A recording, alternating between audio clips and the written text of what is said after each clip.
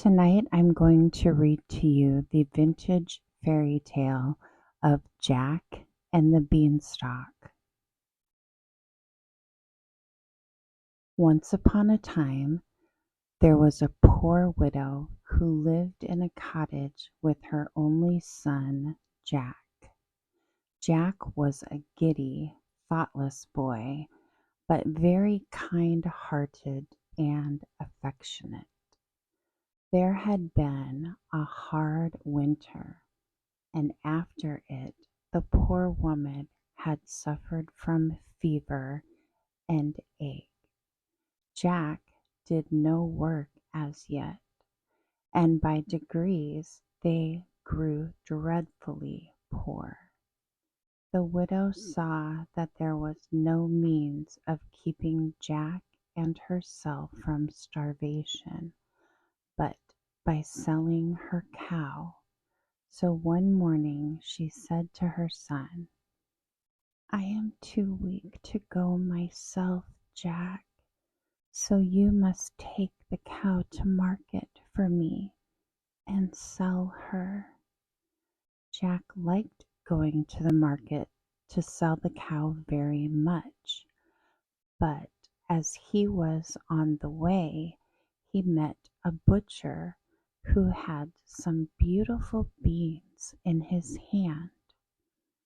Jack stopped to look at them, and the butcher told the boy that if they were of great value, and persuaded him to sell the cow for them, and Jack was so silly as to consent to this foolish bargain. When he brought them home to his mother, instead of the money she expected for her cow, she was very vexed and shed many tears, scolding Jack for his folly. He was very sorry, but he said he might as well make the best of his bargain. So he put the seed beans into the ground close by the side of the steep hill, under shelter of which their cottage was built, and went to bed. The next morning when he got up, he found that the beans had grown till the beanstalks reached right over the top of the hill and were lost to his sight. Greatly surprised, he called his mother, and they both gazed in silent wonder at the beanstalk, which was not only of great height, but was thick enough to bear Jack's weight. "I wonder where it goes," said Jack to his mother. "I think I will climb up and see." His mother wished him not to venture up this strange ladder, but Jack coaxed her to give her consent to the attempt, for he was certain there must be something wonderful in the beanstalk. Jack instantly began to climb, and went up and up on the ladder-like beam, till everything he had left behind him, the cottage, the village, and even the tall church tower, looked quite little, and still he did not see the top of the beanstalk. Jack felt a little tired, and thought for a moment that he would go back again. But he was a very persevering boy, and he knew the way to succeed in anything is to not give up. So after resting for a moment, he went on, and at last reached the top of the beam, and found himself in a beautiful country, finely wooded, and not far from the place where he had got off the beanstalk stood a fine and strong castle. Jack wondered very much that he had never heard or seen this castle before, but when he reflected on the subject, he saw that it was as much separated from the village by the perpendicular rock on which it stood as if it were in another land. While Jack was standing looking at the castle, a very strange looking woman came out of the wood and advanced towards him. Jack took off his hat to the old lady, and she said, pointing to the castle, "Boy, that castle belongs to you. A wicked giant killed your father and took it from your mother. Try and win it back from the monster who now has it." As she ceased speaking, she suddenly disappeared, and of course Jack knew she was a fairy. He was much surprised, however. He walked up to the castle door and knocked, and an old giantess came out. She did not wait till he spoke, but pulled him in at once, for she thought he would make a nice supper for her when her husband was asleep. Just at that moment, however, she heard the giant's step approaching. So she put Jack into a press and told him to hide there, or the giant would eat him. As soon as the ogre came in, he cried in a terrible voice, "Fee, fi, fo, fum. I smell the breath of an Englishman." "Oh," said his wife, "there is nobody here. You only smell the crow that is flying over the chimney." The giant sat down to dinner, which was quite ready, and when he had eaten a whole sheep, he said, "Bring me my hen." The giantess brought a hen and put it on the table before him, and then she went away. "Lay," said the giant to the hen, and she laid a golden egg. Jack could see quite plainly, though, a little hole which he had bored in the door. 3 times the giant said, "Lay," and each time the hen laid a solid golden egg. Then the ogre began being drowsy, shut his eyes, and soon snored very loudly.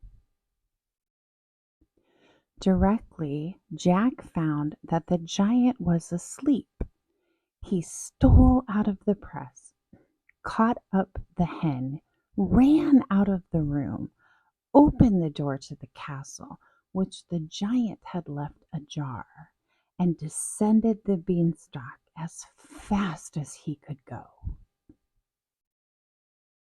His mother was glad to see him again, and much surprised at seeing the hen, which laid them 3 golden eggs every day.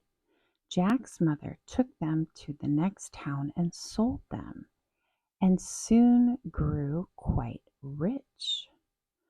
Some time afterwards, Jack made another journey up the beanstalk to the giant's castle, but first he dyed his hair and disguised himself. The old woman did not know him again, and dragged him in as she had done before to eat him by and by. But once more she heard her husband coming and hid him in the press, not thinking that it was the same boy who had stolen the hen. She put him in the same press, and bade him to stay quiet still there, or the giant would eat him.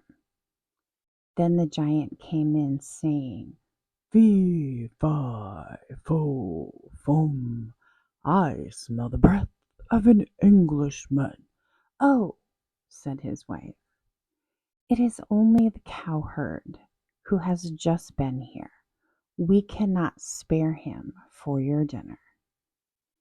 Then the giant sat down, and when he had eaten half an ox, he told his wife to bring his money bags to him.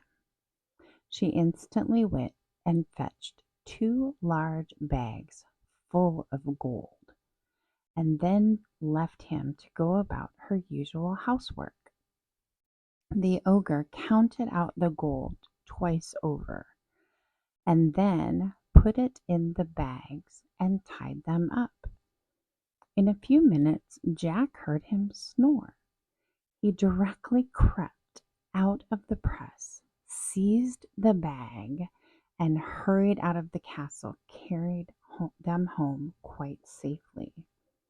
Jack's mother was so glad to see him safe at home again, and for a long time she would not let him go up the beanstalk. But Jack knew he had not yet obeyed the fairy's command to win back the castle. So after a time he set off once more on his adventure and tapped against the castle door. The giantess, who was very stupid, did not know him again, but she stopped a minute before she took him in. She feared another robbery, but Jack's fresh cheeks looked so tempting that she could not resist him, so she bade him come in. But at that moment she heard her husband's steps approaching.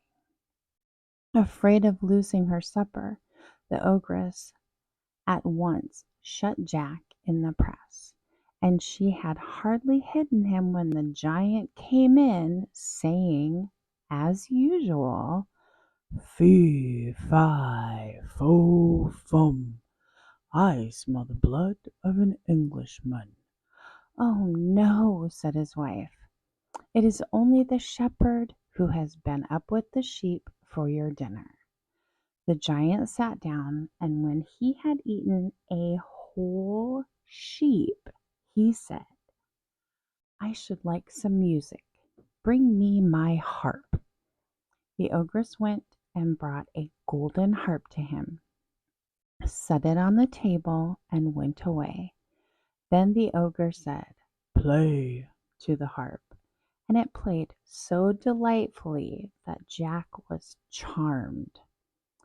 By and by, however, the giant snored so loud that he could not hear the music, and Jack quietly stole out and, seizing the harp, ran away with it. But the harp was a fairy belonging to the giant, and as Jack ran out it cried, Master, master! And the giant woke up but slowly and rushed after Jack. But the boy was very nimble and outran him. You may imagine how fast Jack went down the beanstalk this time, hearing all the while the tramp of the giant's feet behind him. Just as he reached the bottom, he saw the ogre looking down on him. The next moment his great feet were on the beanstalk. Mother, mother, bring me the axe, cried Jack. His mother hastened with it, and just as the giant was halfway down the beanstalk, Jack succeeded in chopping it in half.